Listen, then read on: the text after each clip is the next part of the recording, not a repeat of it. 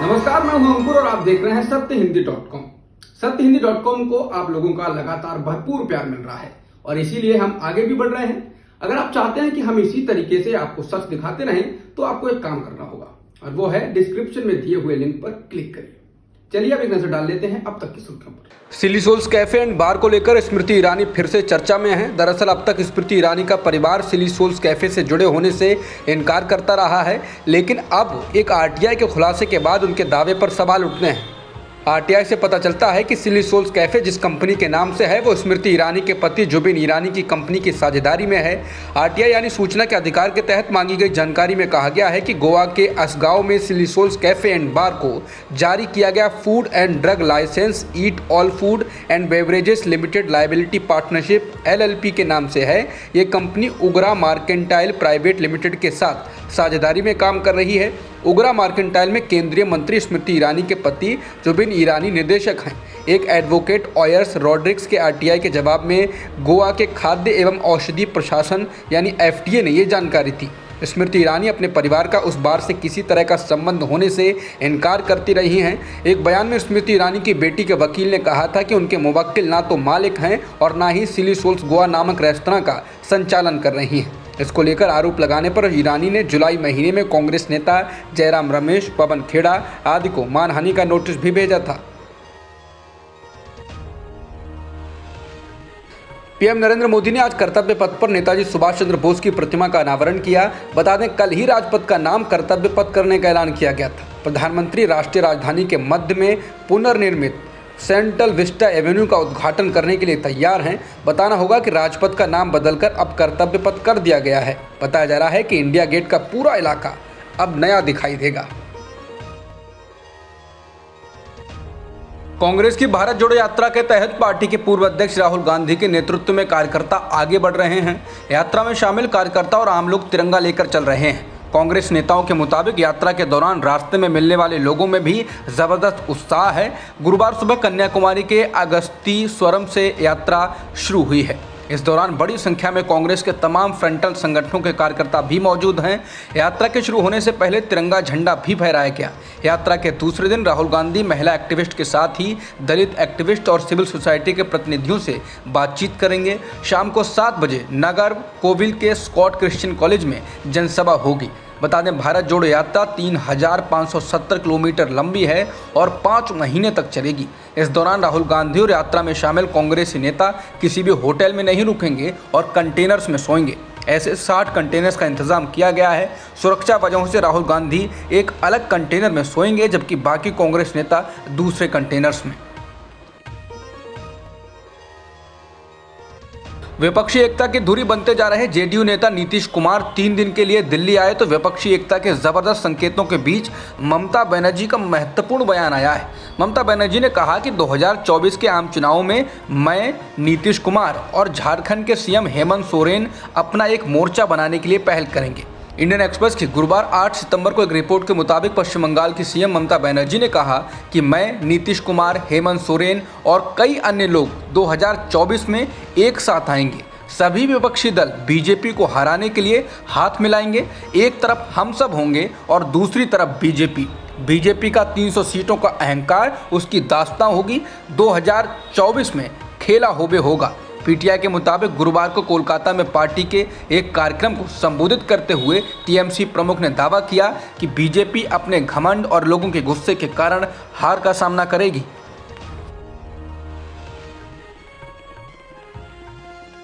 बिहार के मुख्यमंत्री नीतीश कुमार ने 2024 के राष्ट्रीय चुनावों से पहले विपक्ष को एकजुट करने के अपने मिशन पर बुधवार को एनसीपी प्रमुख शरद पवार से मुलाकात की। मुलाकात के बाद नीतीश कुमार ने कहा कि मैं नेता नहीं बनूंगा, मैं विपक्ष को एकजुट करने की कोशिश करूंगा। भाजपा देश पर कब्जा करने की कोशिश कर रही है। अगर सभी एक साथ चुनाव लड़ेंगे तो तस्वीर अलग होगी। हम सभी लोगों से बात कर रहे हैं। इसके साथ ही एक सवाल के जवाब में नीतीश कुमार ने कहा कि हम मेन फ्रंट बना रहे हैं, थर्ड फ्रंट नहीं। मेन फ्रंट ही बनेगा, थर्ड फ्रंट नहीं। सुप्रीम कोर्ट में हिजाब बैन के खिलाफ आज भी सुनवाई हुई। इस दौरान याचिकाकर्ता की ओर से पेश वकील देवदत्त कामत ने अपनी दलीलें पिछली सुनवाई से आगे जारी रखी। लाइव लॉ के अनुसार इस दौरान उन्होंने कहा कि राज्य का ये तर्क कि सिर पर दुपट्टा अन्य लोगों को ठेस पहुंचाएगा, हिजाब पर प्रतिबंध लगाने का एक कारण नहीं हो सकता है। इसलिए थोपा गया सरकारी आदेश अनुच्छेद 25 के पहले भाग के प्रयोजनों के लिए वैध प्रतिबंध नहीं हो सकता है। इसके बाद जस्टिस धूलिया ने वरिष्ठ वकील कामत को याद दिलाया कि अनुच्छेद 25 के तहत ये तर्क उनके लिए तब ही होगा अगर वो ये तर्क दे रहे हैं कि हिजाब पहनना इस्लाम के लिए एक ज़रूरी प्रथा है। लेकिन पिछली सुनवाई में उन्होंने कहा था कि वो इस लाइन का उपयोग नहीं करेंगे। इस पर सीनियर एडवोकेट कामत ने कहा कि नहीं, मैं इसे स्पष्ट कर दूंगा, यह अधिकार अनुच्छेद 19 और अनुच्छेद 25 से आता है। हर धार्मिक प्रथा जरूरी नहीं हो सकती है, लेकिन इसका मतलब ये नहीं है कि राज्य इसे तब तक प्रतिबंधित कर सकता है जब तक कि यह सार्वजनिक व्यवस्था का उल्लंघन नहीं करती है। लाइव लॉ के अनुसार उन्होंने कहा कि मैं अपने धार्मिक विश्वास के हिस्से के रूप में हेडगियर कड़ा पहन सकता हूँ। ये एक मुख्य धार्मिक प्रथा नहीं हो सकती है, लेकिन जब तक ये सार्वजनिक व्यवस्था, स्वास्थ्य या नैतिकता को प्रभावित नहीं करता है तब तक इसकी अनुमति दी जा सकती है। एडवोकेट कामत ने कहा कि अगर मैं हेडगियर पहनता हूं और कोई नाराज़ हो जाता है और कोई मुद्दा बनाता है, नारा लगाता है, तो पुलिस ये नहीं कह सकती है कि मैं इसे नहीं पहन सकता हूं। ये हैकलर्स वीटो होगा। इसी आधार पर प्रतिबंध लगाया गया था। पिछले दिन एजी ने कहा था कि कुछ छात्रों द्वारा भगवा शॉल पहनने की मांग के बाद सरकारी आदेश जारी किया गया था और उस संदर्भ में प्रतिबंध लगाया गया था। क्या हैकलर्स वीटो की अनुमति दी जा सकती है? सार्वजनिक व्यवस्था का माहौल सुनिश्चित करना आपका कर्तव्य है ताकि मैं अपने अधिकारों का स्वतंत्र रूप से प्रयोग कर सकूं। इस बीच वरिष्ठ वकील कामत ने कहा कि अगर मैं एक स्कार्फ पहनता हूं तो मैं किसके मौलिक अधिकारों का उल्लंघन कर रहा हूं। हालांकि जस्टिस गुप्ता ने कहा ये दूसरे के मौलिक अधिकारों के उल्लंघन का सवाल नहीं है, सवाल ये है कि क्या आपके पास मौलिक अधिकार है। हिजाब मामले पर सुप्रीम कोर्ट में सुनवाई के दौरान वकील निजाम पाशा ने कहा कि हिजाब एक सांस्कृतिक प्रथा है। इसके साथ ही उन्होंने कहा यह भले ही एक सांस्कृतिक प्रथा है, लेकिन इसे उसी तरह संरक्षित किया गया है जैसे सिखों के लिए पगड़ी पहनना संरक्षित किया गया है। अगर एक सिख को पगड़ी पहननी है और यदि वो पगड़ी पहनता है और उसे स्कूल नहीं आने दिया जाता है तो ये उल्लंघन है।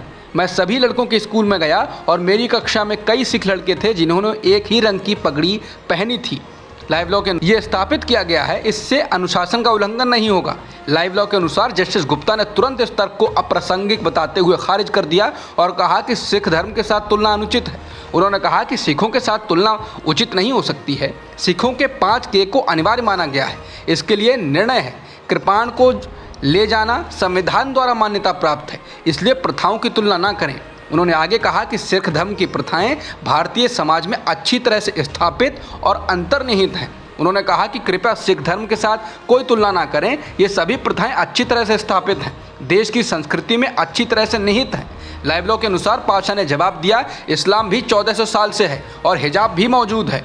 बता दें, पिछली सुनवाई पर जस्टिस गुप्ता ने कहा था कि पगड़ी की तुलना हिजाब से नहीं की जा सकती है। पगड़ी अलग है, इसे शाही राज्यों में पहना जाता था, ये धार्मिक नहीं है। मेरे दादाजी इसे कानून का पालन करते हुए पहनते थे, इसे धर्म के साथ तुलना ना करें। इसके अलावा उन्होंने चुन्नी की तुलना भी हिजाब से करने से मना किया था। हिजाब बैन पर सुनवाई के दौरान याचिकाकर्ता की ओर से पेश वकील देवदत्त कामत की दलीलों के बाद एडवोकेट निजाम पाशा ने उनको आगे बढ़ाया। इस दौरान उन्होंने कोर्ट में मोहम्मडन कानून पर विस्तार से अपनी दलीलें की। उन्होंने कहा कि मुस्लिम कानून के स्रोत थे कुरान, हदीस की सुन्ना, इज्मा और किया। उन्होंने कहा कि हाई कोर्ट ने हिजाब इस्लाम की ज़रूरी प्रथा नहीं है मानने के लिए इस्लामिक वर्सेस की गलत व्याख्या की थी। एडवोकेट पाशा ने कहा कि हाई कोर्ट ने एक अनुवादक की राय को संदर्भित किया था, ना कि उस छंद के सीधे अनुवाद को।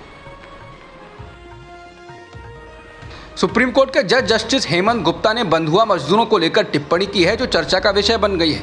उन्होंने मौखिक रूप से कहा कि बंधुआ मजदूर शब्द का फायदा उठाने के लिए रैकेट चल रहा है। लाइव लॉ के अनुसार उन्होंने कहा कि आप जानते हैं कि बंधुआ मजदूर कौन है?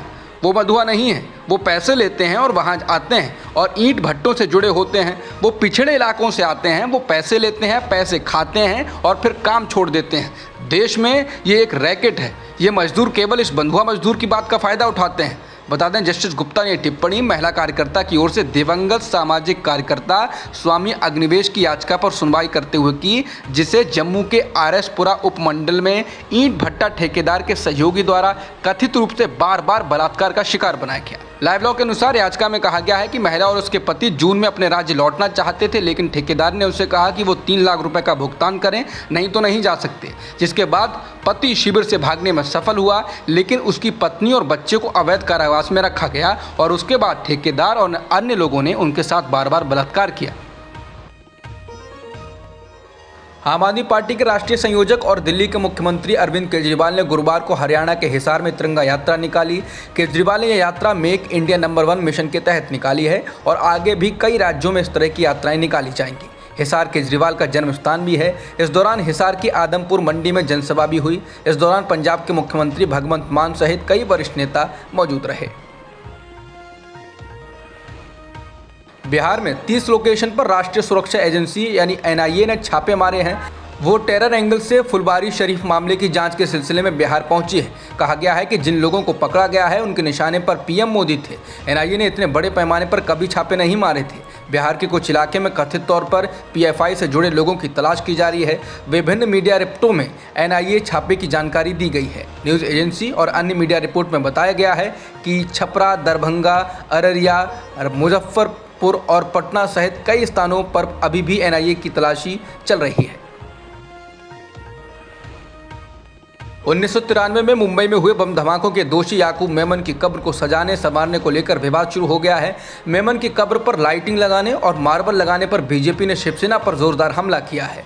महाराष्ट्र बीजेपी के अध्यक्ष चंद्रशेखर बावनकुले ने कहा कि एक आतंकी की कब्र को सजाने संवारने का काम महाविकास आघाड़ी सरकार के कार्यकाल में हुआ था और मुख्यमंत्री उद्धव ठाकरे ये सब देखते रहे। बावनकुले ने उद्धव ठाकरे से महाराष्ट्र की जनता से माफ़ी मांगने को कहा है। बता दें, मुंबई में 1993 में हुए बम धमाकों के मामले में याकूब मेमन को फांसी की सज़ा दी गई थी, जिसके बाद उसे मुंबई के बड़ा कब्रिस्तान में दफनाया गया था। दिल्ली में सरकार चला रही आम आदमी पार्टी ने गुरुवार को एक बार फिर प्रेस कॉन्फ्रेंस कर उपराज्यपाल विनय कुमार सक्सेना को सवालों के कटघरे में खड़ा किया। आम आदमी पार्टी के प्रवक्ता सौरभ भारद्वाज ने मांग की है कि उपराज्यपाल पर बेहद गंभीर आरोप लगे हैं और उन्हें इनकी जांच के लिए आगे आना चाहिए। बता दें, दिल्ली में आम आदमी पार्टी के नेताओं ने उपराज्यपाल पर खादी और ग्रामोद्योग आयोग का चेयरमैन रहते हुए भ्रष्टाचार करने के आरोप लगाए हैं। आम आदमी पार्टी का कहना है कि जब देश नोटबंदी के दौरान लाइनों में लगा था, तब उपराज्यपाल सक्सेना काले धन को सफ़ेद बनाने में लगे थे और उस दौरान वो खादी और ग्रामोद्योग आयोग के चेयरमैन के पद पर थे।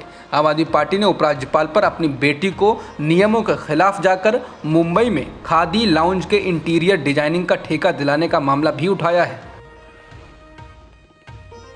अब तक की खबरों में इतना ही। बाकी खबरों के लिए बने रहिए सत्यहिंदी.com के साथ।